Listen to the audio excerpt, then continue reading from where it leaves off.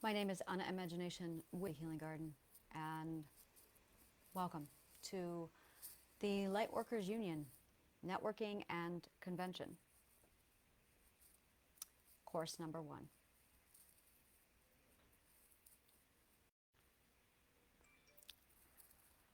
I had just found astrology. And I was skeptical. I was very skeptical. I was a philosopher and a psychologist. I was a Romanologist. And I was playing with the universe. I was still manifesting and I had no idea. That's really important. I wasn't ethereal. I was a scientist. My husband, then, was an organic chemist. I hosted D&D games. I was the DM. And I had to entertain chemists and attorneys with multiple backgrounds. And I had to all DM them and outsmart them and keep them all entertained according to their own personality. Oh yeah, that's right. I had an attorney who was a millennial who spent more time watching WoW. I love you so much and I miss you. Oh my God, do I love you and I miss you. And he spent more time, millennial, Indian, and probably one of the biggest nonconformists I've ever met, and it was killing him. And then he slept through the bar exam. It was so stupidly easy for him. He slept through the bar exam and passed without even trying. That was a man who was bored with life at 23 because nothing was ever challenging him. Because he's a ninth perspective. And then I had Quinn. Quinn looked exactly like Matt Smith, which was weird that we had the doctor always sitting at the table with us. It was weird. I remember this one on the Norton Graham show. David Tennant and Matt Smith are sitting there with Norton Graham, and they're interviewing the audience. And the audience comes in, and someone sits down. Well, they're interviewing people who come from the audience. And they bring this one guy in, and he just sits down and doesn't say anything. They just laugh hysterically. He doesn't have to say anything. He is an identical face and body of Matt Smith. It's like there's just two of them. They don't have to say anything. This guy comes in and he sits down and he's already going like, doesn't say a word. The audience bursts out laughing. David Tennant falls off the couch and says, "He looks more like you than you do." Best line ever. Thank you, David Tennant. He looks more like you than you do. After the laughter dies down, Matt Smith says, "What's your name?" To which he replies, "Matt." True story. And they lose it again. And he doesn't have to say anything. He's like, "You know why I'm here? Because I have your face in your name." And this is fucking weird, right? And I had another one sitting at my table. I showed him that video, and there were 3 of them. So I had a friend who looked exactly like Matt Smith. Now, Quinn was different. Quinn was a logician. He loved puzzles. Oh, he wanted a mental challenge. And he was in his 30s. He was epic. He was really fucking epic. And I I had to entertain them both. And then I had, oh, and this was even better. Oh my God, the characters. I had a, oh God, I cannot remember what, oh, I cannot remember what he chose. Damn it. But what Quinn chose was his character. I remember he was an elf. That's what he was. He was an elf, and he was an elf ranger. And then this guy was a priest, a priest bard. And yeah, that's right. He was the priest bard.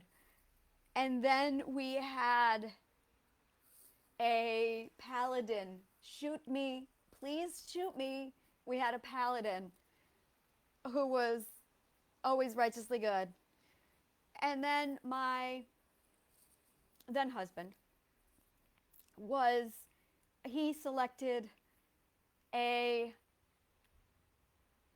not an orc, but a warrior orc. So he was like this brute, gargantuan muscle. And because we only had the four of us, I had to create a character. So I created Fiona, who was this BDSM mistress. No, he was the, oh, I cannot remember the classes right now. Why can I not remember the classes and the races? He was the one of the demon people. Oh, this is annoying. 4.0 is what we played. And he was the demon warrior, the warlock. Oh, I cannot remember. But we had a warlock with demon horns. We had a righteous knight in shining armor with the paladin. We had this real pervy he wasn't a bard. He was an arcane. He was a wizard. He was a wizard priest. He loved the dichotomy of being a religious man and a wizard at the same time. So he was a wizard priest. And then there was my Indian friend, the millennial, who was always playing WoW while we were sitting there playing D&D. And he was the ranger elf. And then I threw into all of this two characters, Fiona. And Fiona was imagination, who came out in her own disguise. No idea that I was taking on the role of an altar while I was doing it. And then I switched roles again, and I was Orga. Orga was my BDSM mistress in disguise. Oh, she had a story. She was the daughter and an anarchist, daughter of this order. And she escaped with information on the order about how they were going to take down society. And she had all of the information, and it was up to her. But she had to wipe her own brain using magic tattoos that she scribbled all over her body. And she had to recharge them in the moonlight so that her powers would stay suppressed, because even she couldn't know who she was. So that's the shit I wrote. And I DM'd all of that. You want a D&D? I'm looking for a D&D team. Seriously, get the link below if you are into D&D. I'm looking for a team. Come on now. Join me. People! All right, so link below. If you want to know anything about my D&D games, reach out to me, and we will do that shit via Zoom. I have got to get this realized. I want a live gaming group in New York City, and I need this. And I want an online D&D group. So if you are interested at all in D&D, grab that link below, message me, shoot me a link, and we're going to make it happen. Because I got to DM shit, man. I got to DM shit. So, back to my story.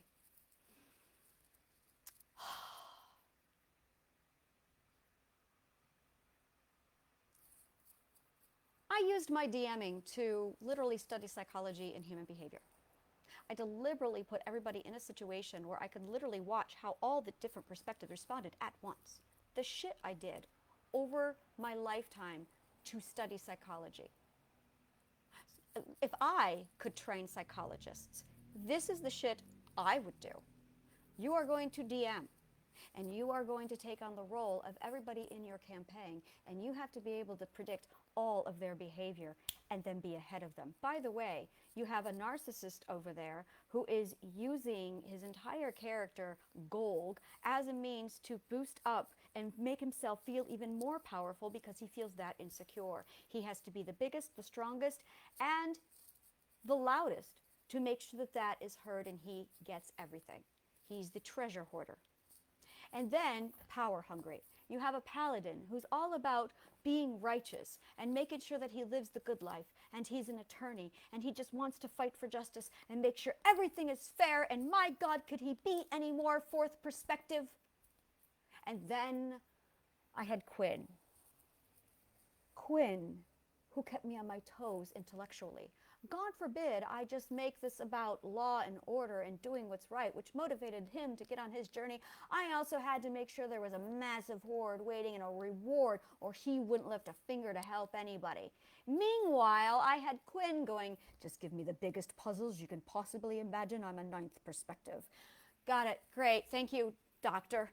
And then I look over at my millennial playing WoW going, yeah, and if I didn't make it entertaining for a millennial.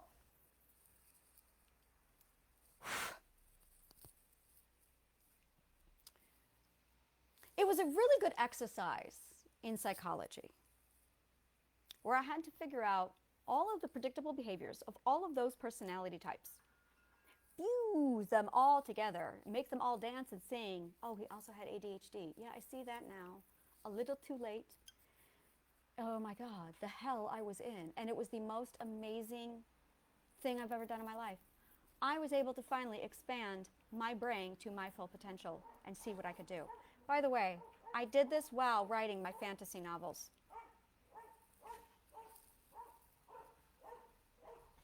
I learned so much about psychology in that group.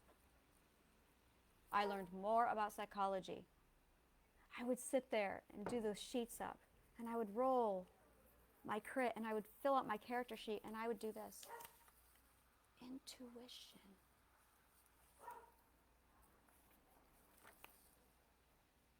Persuasion.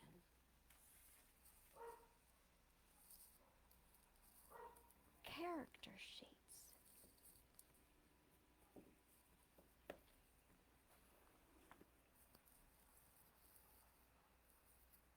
And triadic healing was born out of the D&D character sheets.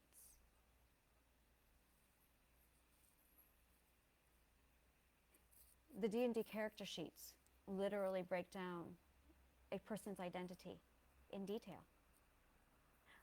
I spent more time building more people with my books. How is your power of persuasion? What is your name? How much money would you have? What would your background be? Oh, I learned a lot about psychology when I played Dungeons and Dragons. The first time I played,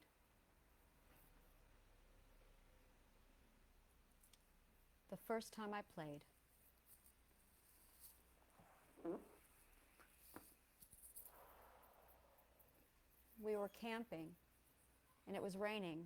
Because I always manifest rain when I go camping. You have been warned.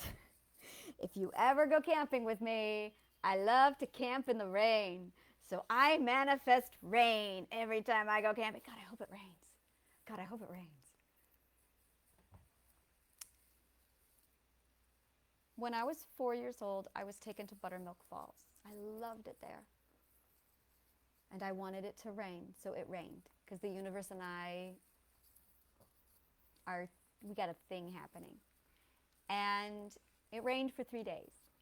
And then my father took me home. And we quit the camping trip, and he shut everything down, and I screamed and cried. And I'm like, what? And he's like, no, it's raining. We're going home. And I was so pissed.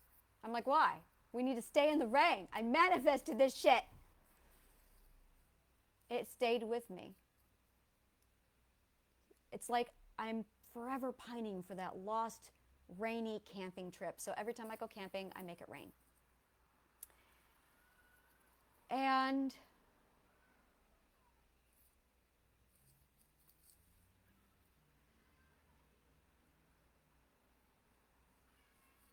the reason why I'm telling you my story now is because the universe and I are having a fight. I am supposed to do something, and I have not been doing it. People say manifestation doesn't work. What they're really saying is you're not obeying the universe. Maybe it does come down to obedience after all. Maybe we are obeying the wrong people. Maybe we need to be obeying ourselves. So, intuition has been telling me that I need to tell my story. And she has been telling me this for 3 years. And I've been doing everything. And she just keeps screaming, tell your story, tell your story. And every time I ask her, what do I do? Where do I go now? Every time I manifest, show me the next answer. Tell your story, tell your story. So I get on my podcast, I talk, and she goes, tell your story. And I dabble in my story, and she goes, tell your story. Well, now she's a crafty bitch. She's crafty, because this is what she's done to me. She has made sure that I have a home. She has made sure that I have shelter. She has made sure that I have food. Oh, she has made sure of it. Except for the time period when I purposely put myself in a situation where I wanted to study the way of the Buddha. So I deliberately put myself through a frugal food diet, literally to mimic what a monk would go through during the way of the Buddha. So aside from that, I always had food. My children always had food. I have not actually had a job since August of 2022. And I've been living in New York City without any income for a year. And I've been doing it off the system, without government assistance, without food stamps. I have been manifesting my entire livelihood for a year. Now, I can manifest anything. I manifested food, and she literally gave me 43 days worth of food. Thank you. More, please. So I know my shit when it comes to manifesting. But I can't manifest money. Now, I can. I have. I did it a lot all my life. Money just falls into my lap. Until recently, she drained the well dry and she just turned it off and said, nope. So I'm sitting here manifesting. I am manifesting like you wouldn't believe. And I've got lots of shit falling into my lap. I always have weed. I say, God, I want weed. And boop, I meet a guy in the park and he gives me weed. Every time. I have almost never bought weed. People just give it to me. I give them a story and they give me weed. So I walk around New York City sitting down with strangers going, let me tell you a story. And they give me weed. And the universe says, well, you did say you wanted to be a bard. Thanks. How do you live in New York City an entire year without an income? And without using any government assistance? It has not been easy. It's been educational. It was what I needed. I had a lesson to learn. That is how the universe works. You have a lesson to learn. Those are your options. Yes, you can have that. You have things to learn. Yes, you can have that. You have something to learn. That is what the universe says. That's all she ever says. She does not say no, and she does not say wait. Those are lies. You want to learn how to manifest? This is it. She says yes, or you have a lesson to learn. So you need to be asking the question, what should I be learning? Because she will not give you what you want until you learn her lesson. Tell your story. So I held my story, I held my tongue, and I ignored her. So she kept money away from me. And I kept doing everything else except what she told me to do. And she has kept money from me. Today, my websites are officially suspended, and I have no websites. That's right. That is right. Gotta love the universe. And this is how I handled the situation. This is what I did. A moment of panic. Oh, I know exactly what that is. That's the fear system waking up. Jerry, sit down and shut up for 2 minutes. I need to think, because I'm the ego and I'm in charge. So Jerry chills out, and I went, it's all right, Jerry. It's okay. It's going to be all right. I know you're scared. We need to count our resources. Sit down, Jerry. Let's count our resources. Take inventory of what you have. This is it, people. Take notes. This is it. So we sit down and we take inventory of what you have. Count your resources. I smoked my weed because that's a resource for me. And then I said, I'm going to go take a bath because I use water therapy to meditate. And then I thought, I'm going to manifest and just think. And I said to the universe, universe, what is the next step of this process? And she went, tell your story. Oh. I'm in 9th perspective now. I've told my story in the 8th perspective. It didn't go well. I tried to tell my story in the 7th perspective. It was terrible. I could not speak. I tried to tell my story in the 6th perspective, and I couldn't. I wrote broken in the 5th perspective. Now I can tell my story. Finally. So we're on video 4 now of me telling you my story.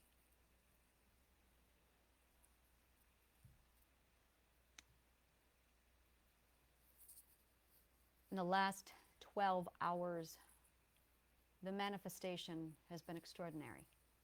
Not money. God forbid I get a dime.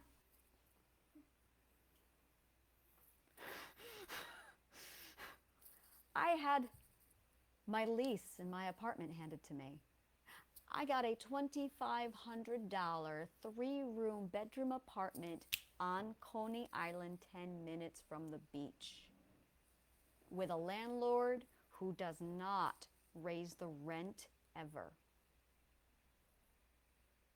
And she showed up yesterday and remodeled my apartment. I manifested this shit. I have a conversation with a gentleman this weekend, only to find out that he's Napoleon Hill. And I didn't realize who he was until now, until late last night. And I went, oh, he's like one of the major leading minds on manifestation and wellness, and he has asked me to speak at 2 conventions this month. I manifested this shit. And I had him slack-jawed over the shit I was saying. I didn't even manifest wanting to be a public speaker. I just wished it in my heart. That's how good Universe and I are together. Yeah, she's like my bitch. She's amazing.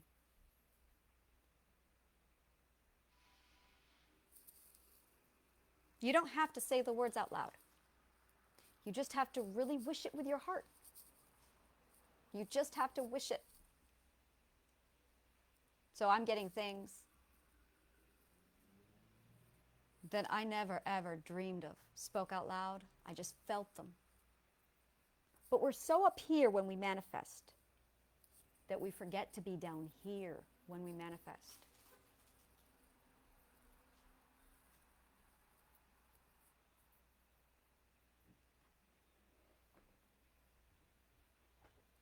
This is a different kind of manifestation.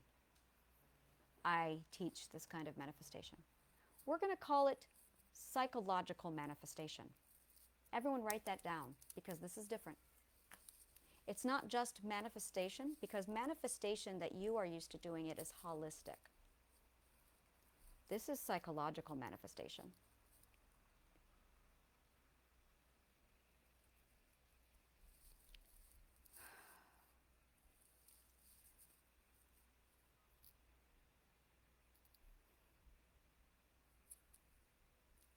As I said, I offer a lot.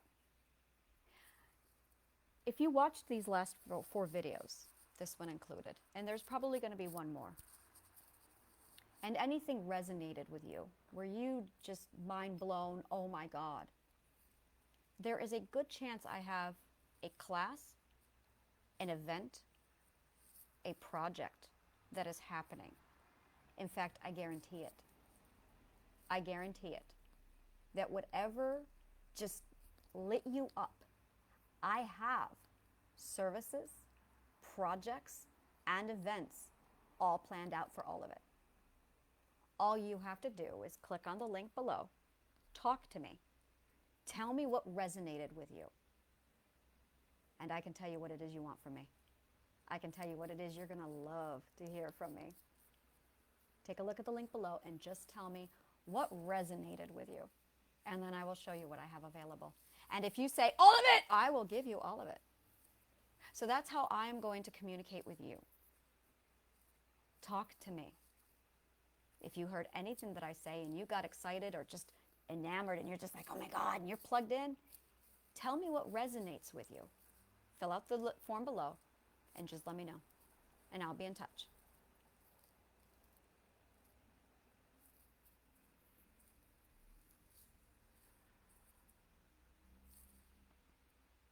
I started to notice after a 1.5 years of research that astrology was accurate.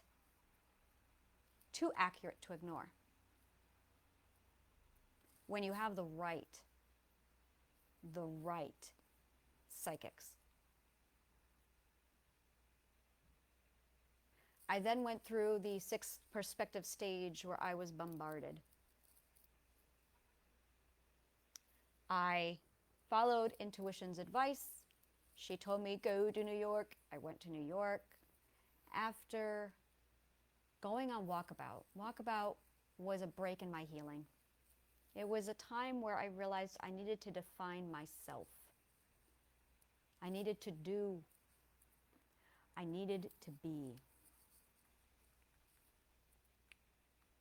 So I went to New York City and I literally ate at the buffet table of life experience. And I manifested all of that shit. I made a point of going, I'm going to do New York City on $100 a weekend. I got it down to $50. I could do all of New York City in less than $50 for 3 days, sometimes 4. The universe and I had a thing happening. It became a game with us. A game. Games are a huge part of manifestations.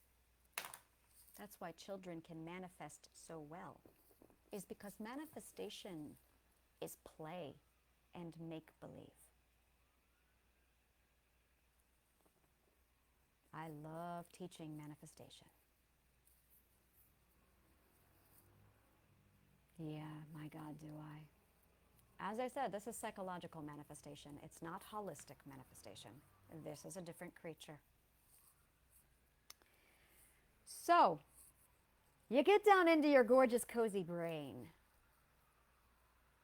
And you start to realize the connections between what's happening here and what's happening here. And you start to notice that you have feelings up here and you have feelings down here, and they are not the same feelings. That is when I realized that something was really different. And I studied more of it. I did social experiments. I went on 60 different dates in 1 year throughout Manhattan. And I studied 60 different people, situations, scenarios. That's why I was on Walkabout. I was doing field research on social behavior. What better place to do it than Manhattan? And the people watching. When I wasn't with somebody, I could just sit there and people watch. So for a year, My walkabout consisted of me going to New York City for a weekend, getting there on Thursday, staying until Sunday. I learned a lot. In 2020, August, well, in 2019, when the shift happened and we all got into COVID, my sister came over to me with astrology, and she read a passage between the Aries and the Taurus. I'm a Taurus, and my then husband was an Aries. And the statement was, Aries and Taurus will have a fantastic relationship until they disagree. In which time, when the Aries and the Taurus disagree, they will fight until the Taurus yields and allows the Aries to have its way. And I went, yep. And my then husband went, that's not true.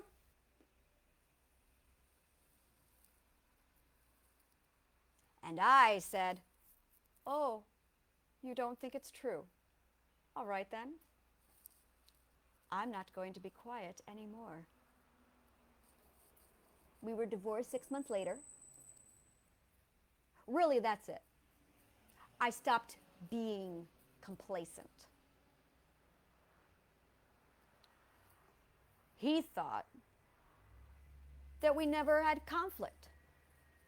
That was the perspective shift I needed to realize. My silence made him think, are we all listening? My silence made him think that he wasn't crossing boundaries. My silence made him think that everything was fine. Your silence teaches your abusers that it's fine.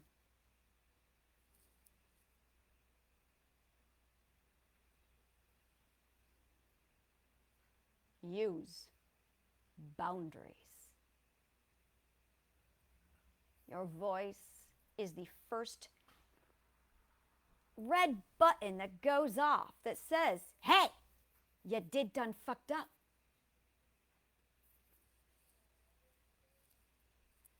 So I started voicing my politics. I started voicing my feminism and died almost trying. That got me into a lot of trouble. Yeah. I suddenly became a feminist and a hippie.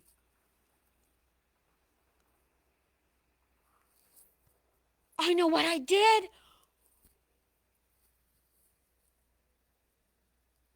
I know what I did. Allah enchanted. You will no longer be obedient. I manifested my freedom. I was able to release what they did to me by giving me permission. That conversation was actually him saying, you're not holding back. And I said to him, no, apparently I'm not holding back anymore. And all of my identity was free instantly. By January, he had no idea who I was. Within a matter of weeks, a week, 7 days later, I told him I was bisexual and attracted to women. My true sexuality emerged. And then a week after that, I said, I'm polyamorous.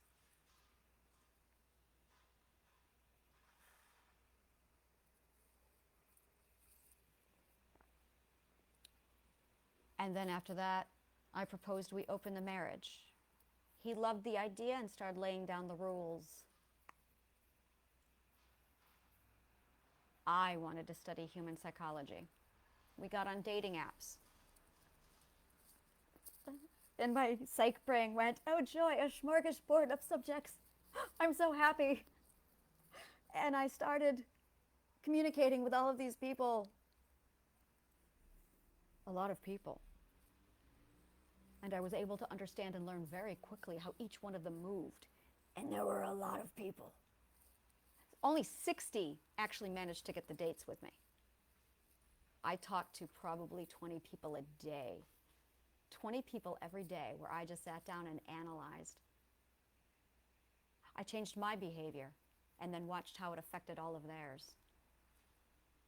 I then documented all of it. Interesting. When I say the word no, I notice that half of them do this and the other half do this. Interesting. I wonder if I can decrease the time it takes to say no. Let me try something. I would then, the next day, set it out, and I could track which days I did what experiments by the numbers of the dates to what I was doing that day.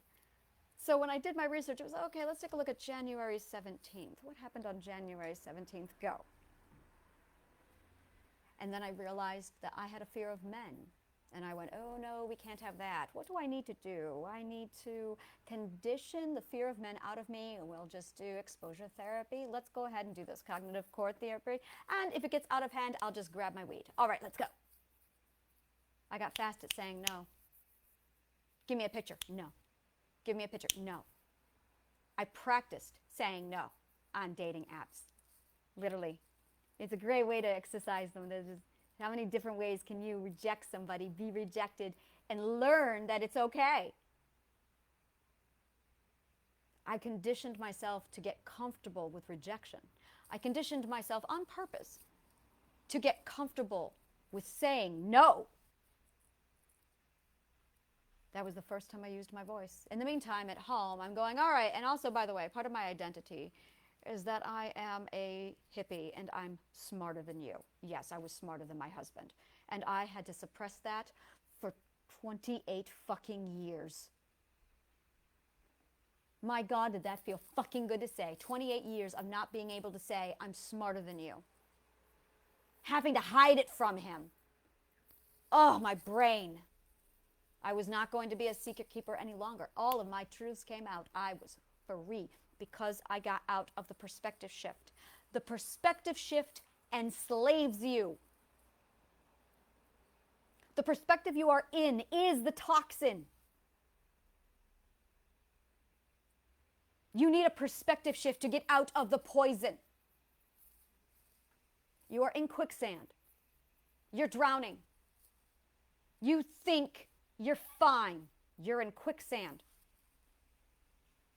The perspective shift is when you realize, oh shit, I'm in quicksand. I've been building a boat over here. I need to move. Wrong solution for the problem. That's your problem. You are focused on the wrong solution because you don't see the perspective.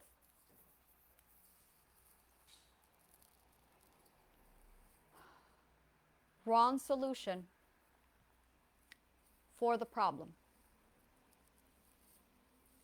You need a perspective shift, or else you're never going to see the right solution for the right problem. Or I could just reverse engineer all of this psych shit, which I did, which I then put in triadic healing. That's what triadic healing is. It is literally how and what I did to create triadic healing, all crammed into my reverse psychology of it, so that I could figure out how to undo mental illness by undoing mental illness.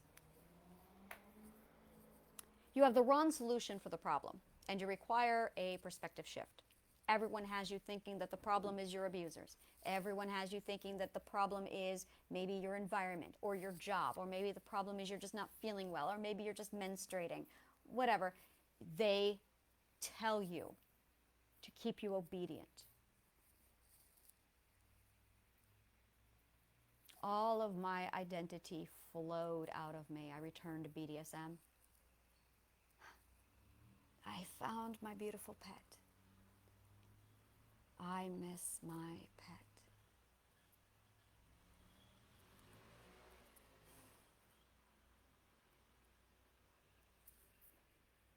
My God, do I love him so much.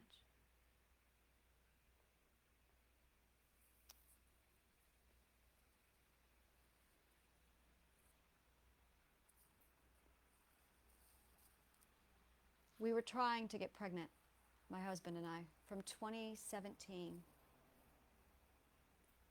to 2020. He wanted children of his own. So he used my body to breed. He took me off of my medication for my therapy. And we did 3 IVF treatments. I was pumped with more hormones, subjected to more needles. It was so severe that at one point my therapist and I did psychological torture training on me so I could endure it. So I also got the pleasure of getting one-on-one lessons on how to endure torture.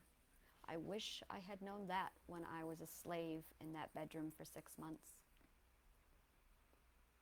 She taught me how to preserve the mind from sanity, from insanity. They have the knowledge to preserve your mind from future abuse, and they don't share it with you.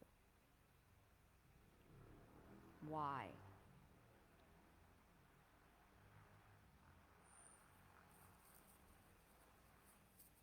Either they know and they're hiding it, or they truly are that ignorant in their field. And that's the part that I can't figure out. Are they just stupid? Or are they malicious?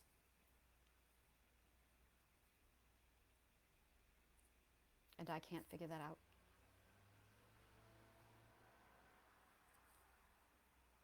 They know cognitive dissonance. They were handed the work of Dr. Graves in the 1970s that showed spiral dynamics, and they shelved it. They know how to endure trauma. They know exactly where it is. How can you have A, B, and C of this equation and not C, D? And I'm looking at every therapist, every psychologist. I've been in your system, I said to Nim. Do you not know? Or are you keeping the information from the people on purpose? Either way, I don't trust them, because now they're inadequate or they're manipulative. And I can't tell which. I do not know if they are just malicious or incompetent. So I don't trust any material from traditional psychology. Because part of my brain is going, how can you have all of these pieces and not figure it out? And then the other part of me is going,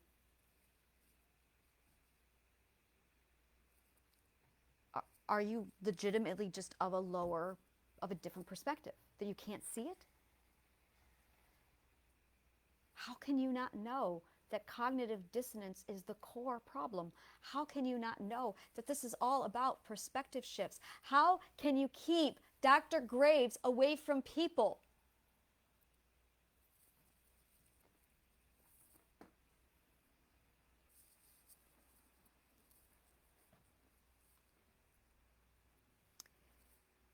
It was at the end of my walkabout.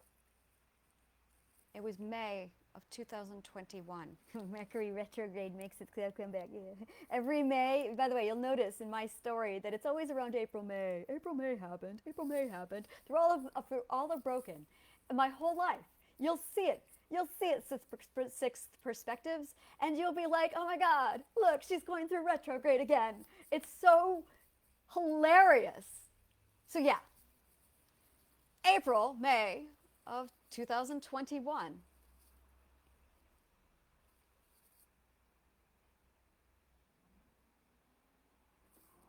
I met someone. No, that's when I woke up and I realized something. I realized that this whole time I was actually looking for someone. That I wasn't going to New York City just to go to New York. I was actually supposed to be looking for someone. And the universe said, yes.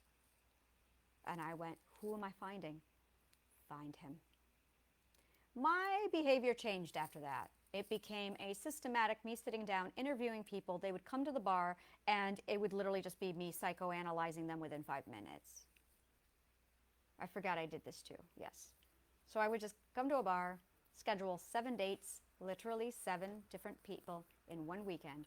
And I would go in, sit at the bar, and they would come in one after the other, buy me a drink, and they would answer my questions. And after 5 minutes, I'd go, "You're not who I'm looking for."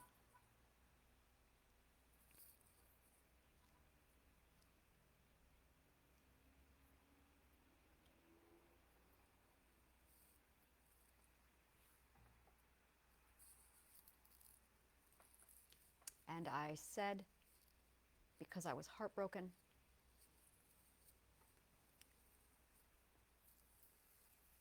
I wish I would fall in love with somebody who would break my heart so much that I would never be the same.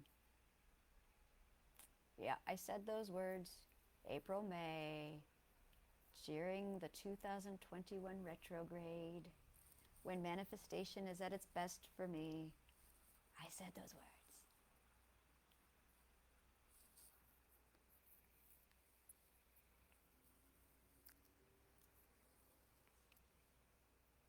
My Mercury is a Taurus. So is my Sun and my Moon. And my Venus. Not my Venus is Cancer. Something else is Taurus. But yeah, I have 4 planets inside Taurus. And Mercury is one of them. So Mercury retrograde and I have a unique relationship. Every year around my birthday, when I made a birthday wish, I always get what I want. You see where this is going? Because I was in the fuck middle of Mercury retrograde, and I would be like, "I want this!" Oh, I manifested ponies. I grew up playing with ponies. Literally! Literally! My best friend owned ponies. And I went over to her house all the time and I played with ponies because that's the shit. The 5-year-olds manifest. I wish I had a pony. Boom, ponies. Yeah. I manifested my ponies.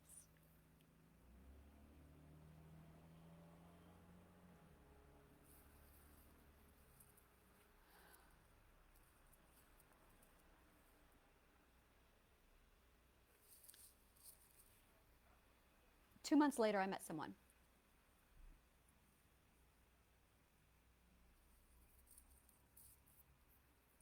Oh, he is the love of my life.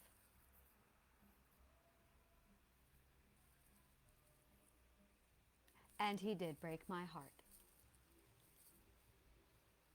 So much that I will never be the same.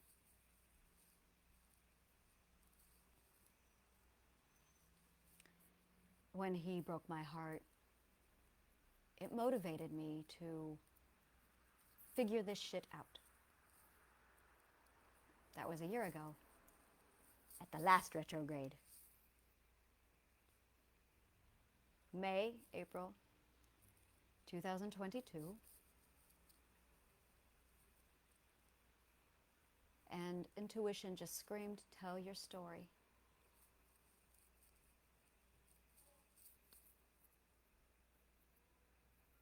I have a love.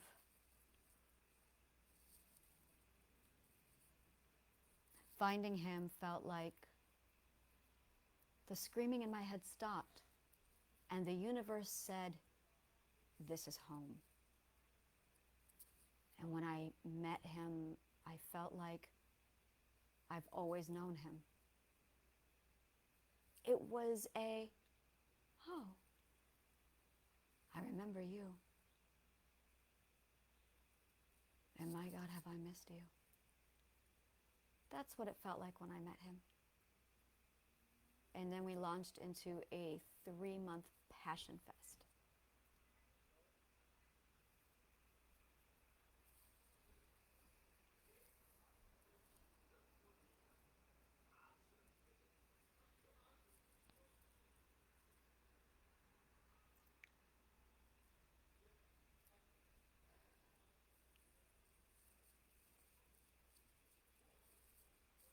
I'm now learning what all of that really was. which is why I needed to tell my story, is because I'm in the ninth perspective now, and I need to see my life as it is in the ninth perspective, so I can understand what happened to me. This is what you need to learn to do in order to heal your own trauma. I will show you how. Link below.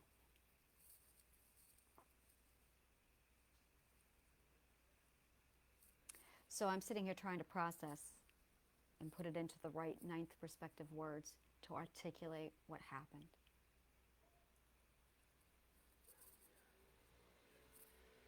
I had this voice in 2020 screaming at me, go to New York. It was right after that shift happened, and the seismic waves and the way the magnetic field was in the planet just shifted, and I just had to go to New York because my hippocampus had woken up and had connected with that magnetic field and surged. And it surged so strongly that I just had that single message, go to New York. I met somebody who was a monster. All I'm going to say is I got to see the fifth perspective again. And I learned one very valuable lesson, one that every psychologist has to learn, that not everyone can be saved.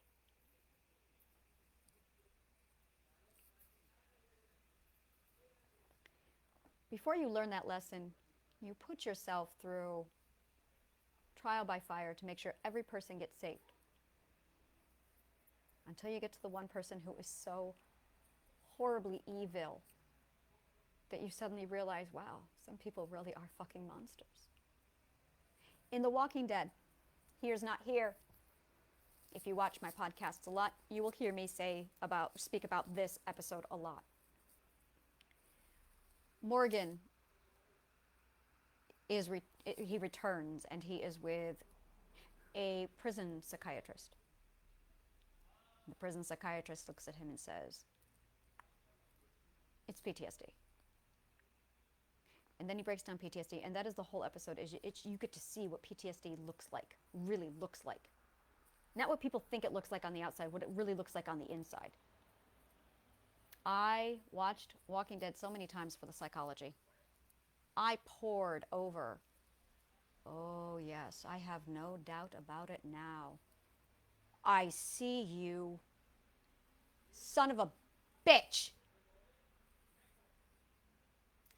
The author of Walking Dead, the comic book, is a ninth perspective. That's why he sees shit.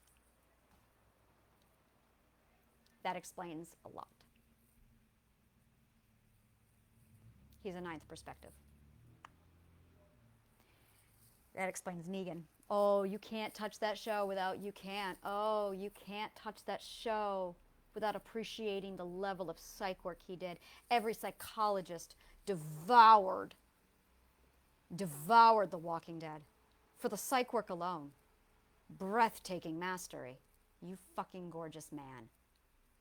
Now that is splendid psych work. Kudos. Wow. And Here's Not Here. You get to look inside PTSD. You actually get to step and walk into the mind of it and see it. It was masterfully done. And the psychiatrist is telling a story about how everyone can be saved. Everyone can be saved. And later on in the middle of the episode, he explains, I said that everyone can be saved. He goes, there was one man. There's always that one man, that one person you can't save. And it's the first one you realize, oh, people really are fucking horrible. This guy was up for parole. This is according to the Walking Dead story. And he had been denied over and over again. He was a master at warming up to people and getting people to trust him. But when he sat down with him, he saw right through it. You don't see right through it unless you are that good. Yep. So he denied him his parole. No matter how much that man played psychology on the psychiatrist, when you can play psychology on the psychiatrist and outsmart the psychologist, you're fucking good when.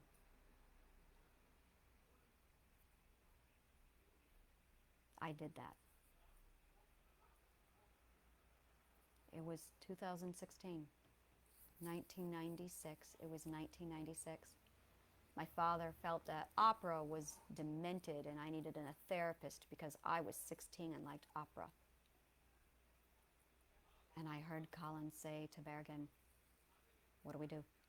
And Bergen said, they can't know. She can't know. And Colin said, all right. Bergen said, you know what to do. And Colin said, yes, I do. And Bergen said, they cannot find out, especially her. That was the only time I ever heard them talk. And I went. And then it's as if my curiosity was taken away from me. The subconscious mind will literally wipe your memory of curiosity so you don't ask questions. I'm talking to you about slavery. I'm talking to you about how our abusers keep us enslaved. Your subconscious mind is the slave owner. Your subconscious mind is the slave owner. You need a different perspective.